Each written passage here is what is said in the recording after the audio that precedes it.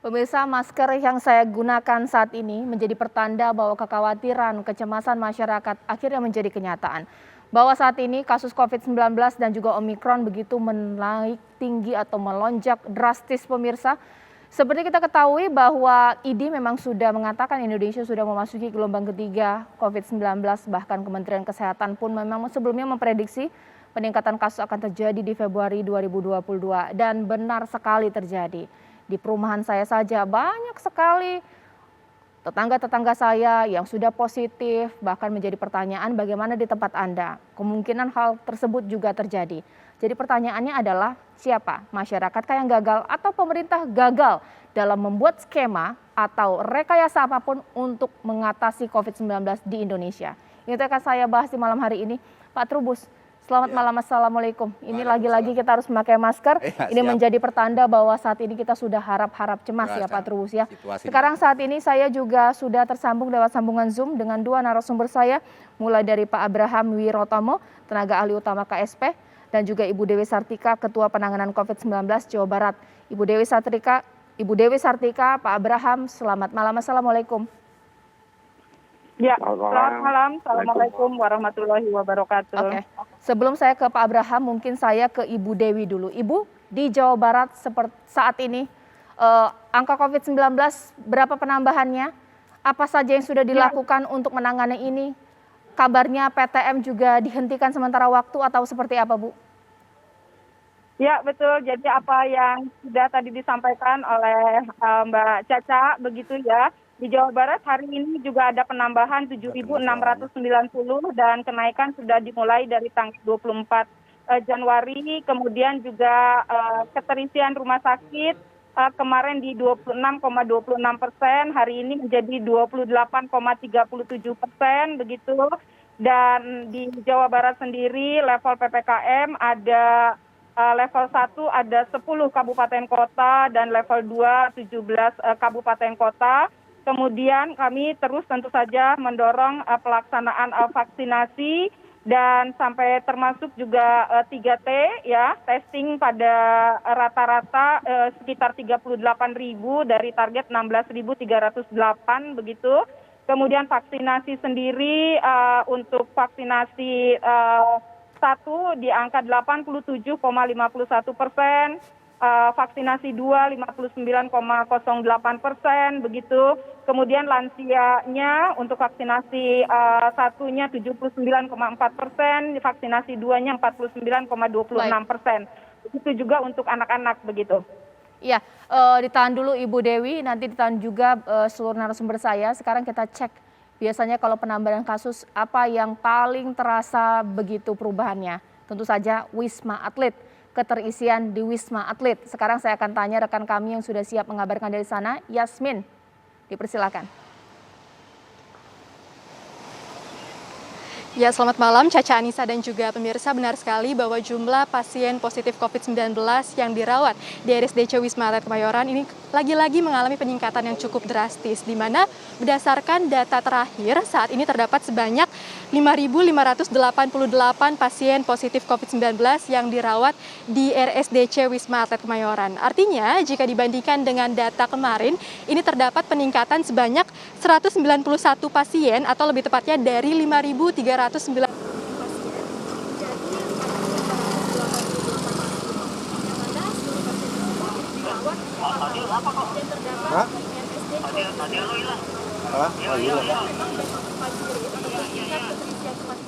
Ya, Yasmin, mohon maaf sedikit terganggu ya komunikasi saya dengan Yasmin, tapi nanti jika memungkinkan saya akan cek kembali kondisi di sana, tapi jika memungkinkan pemirsa, tapi saya sudah tangkap headline-nya bahwa Wisma Atlet pun sudah terlihat ada penambahan pasien. Sekarang saya tanya kepada Pak Trubus. Pak Trubus, tadi Bu Dewi Sartika sudah menyampaikan, oke iya kasus di Jawa Barat meningkat tapi capaian vaksinasi juga bagus dan juga himbauan protokol kesehatan bagus. Lantas kenapa ya Pak meningkat untuk Jawa Barat? Menurut Bapak karena apa? Iya, karena di sana kebijakannya itu tidak ketat ya dalam hal pengawasan maupun penindakan. Buktinya yang kita lihat misalnya di Sumedang terjadi apa yang disebut dengan kerumunan karena adanya kontes musik.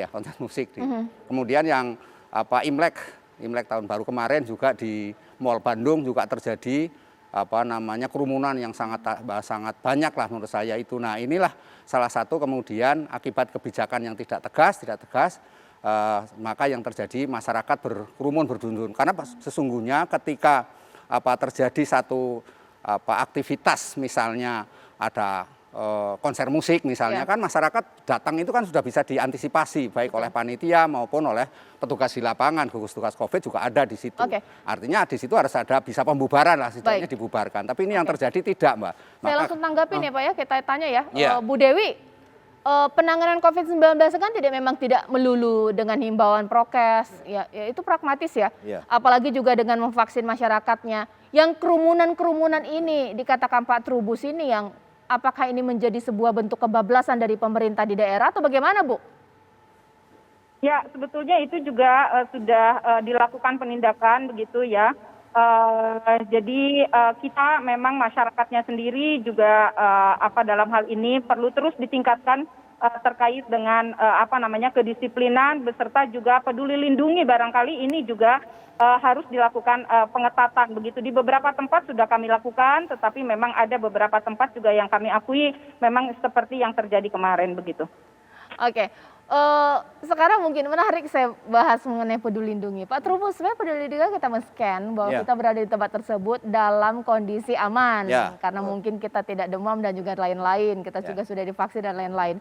Tapi ternyata mengenai kapasitas itu tidak bisa terkontrol dengan aplikasi peduli lindungi. Tetap yang berada di lapangan yang berhak mengontrol. Tapi mau nggak? Oh ya, pihak mal, kepala daerah juga kalau sudah terjadi baru disanksi. Bagaimana Pak Trubus? Iya, menurut saya memang aplikasi pelindung ini salah satu kelemahannya tidak bisa membatasi jumlah pengunjung.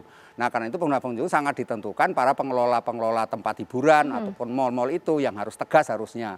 Tapi yang terjadi karena memanfaatkan aji mumpung juga, mumpung banyak pengunjungnya datang, ya disitulah kemudian kelonggaran-kelonggaran, relaksasi-relaksasi muncul dan abai terhadap protokol kesehatan. Apa yang terjadi kemudian kesadaran masyarakatnya dianggap sebagai sudah mengetahui tapi dalam prakteknya ya mencopot masker lah, itu yang terjadi sehingga aplikasi itu memang akhirnya tidak efektif gitu untuk menangani itu sendiri. Pak Abraham, ini bagaimana Pak Trubus mengatakan di sini mau ada aplikasi peduli lindungi, tapi kita tahu bahwa sekarang kita memasuki masa kita relaksasi perekonomian atau pemulihan ekonomi nasional. Jadi mal-mal kemudian sudah mulai buka. Tapi ternyata kerumunan ini Pak, mau imlekan, bahkan juga kalau misalnya ada sale dan lain-lain.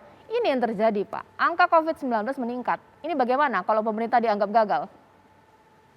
Ya Mbak Caca, jadi menurut saya dalam menilai apakah berhasil atau tidak, kita juga perlu melihat secara keseluruhan.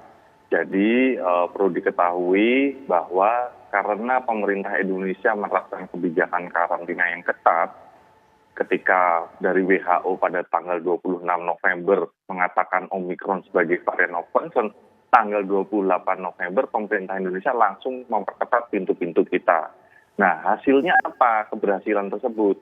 Ternyata Indonesia berhasil menjadi negara yang menahan Omicron cukup lama. Jadi lebih dulu tuh negara seperti Amerika Serikat, seperti Inggris, Jerman, negara-negara maju hebat itu kejebolan Omicron lebih dulu. Nah, Indonesia negara ke-80-an. Nah, berkat keberhasilan dari awal, maka saat ini para pakar di Indonesia, juga para peneliti, memiliki kajian-kajian dan data-data Omicron itu seperti apa sih yang ada di luar negeri. Nah, kita ketahui ini sekarang, ternyata Omicron ini sifatnya memang lebih menular, namun derajat keparahannya lebih rendah. Untuk itu diharapkan kita bisa lebih fokus bukan hanya pada angka kasusnya saja, namun sebenarnya pembobotan lebih besar adalah pada kapasitas rumah sakit atau BOR, bed occupation ratio. Nah, sekarang apakah ada pelanggaran-pelanggaran? Diakui saja, memang ada pelanggaran, baik yang dilakukan oleh masyarakat maupun kekurangan-kekurangan dari segi pemerintah. Ini memang ada. Tapi kalau kita melihat secara keseluruhan, Indonesia ini masih bisa mengatasi pandemi ini dengan baik. Kenapa? Karena ada kesiapan baik yang dilakukan oleh masyarakat dan kesiapan yang dilakukan oleh pemerintah. Sekarang kesiapan yang dilakukan pemerintah apa? Pemerintah terus menambah kapasitas bed. Jadi bed ditambah dari sekarang adalah sekitar 82.000 bed di rumah sakit. Bila ternyata memang kasus terus meningkat dan kebutuhan rumah sakit meningkat, bisa akan kita tingkatkan lagi sampai 150.000. Lalu di hulunya apa? Di depannya, pencegahannya apa? Pemerintah dengan luar biasa kerja keras sudah memvaksin per kemarin itu 380 juta dosis. Bisa dibayangkan loh Mbak, nyuntik 318 juta dosis itu bukan pekerjaan yang ringan, bukan pekerjaan yang enteng, tapi itu adalah dalam rangka melindungi masyarakat kita. Apabila sampai terpapar oleh COVID, maka derajat keparahannya lebih ringan dan kita harapkan tidak sampai harus ke rumah sakit, cukup isolasi mandiri. Jadi persiapan pemerintah itu sejak dari awal ya, sejak dari bulan November sudah ada persiapan, upaya-upaya pencegahannya sudah ada. Nah sekarang peran masyarakat apa? Peran masyarakat adalah ada 3 hal setidaknya. Yang pertama, kurangi aktivitas yang tidak perlu. Jadi nongkrong, ngopi-ngopi, kalau bisa ngopinya di rumah dulu. Baik. Ya makan sendiri. Nah Ya. selanjutnya prokes 3M dan yang terakhir adalah prioritaskan rumah sakit bagi mereka yang lansia, komorbid dan sakit berat, Mbak Caca. Baik. Ya, Pak Bram ditahan dulu. Kita tahu bahwa permasalahan kita bukan hanya karena relaksasi yang dilakukan, tapi seperti kita ketahui bahwa sekolah tatap muka juga sudah dilaksanakan. Nanti sesaat lagi saya mau tanya untuk di Tangerang Selatan khususnya, saya nanti akan berbincang dengan Wali Kota Tangerang Selatan Pak Benyamin Dafdi untuk mengecek apakah sejumlah sekolah sudah banyak dihentikan atau juga PTM ini ditunda sementara mengingat penambahan kasus seperti ini. Sesaat lagi di Apa Kabar Indonesia Malam.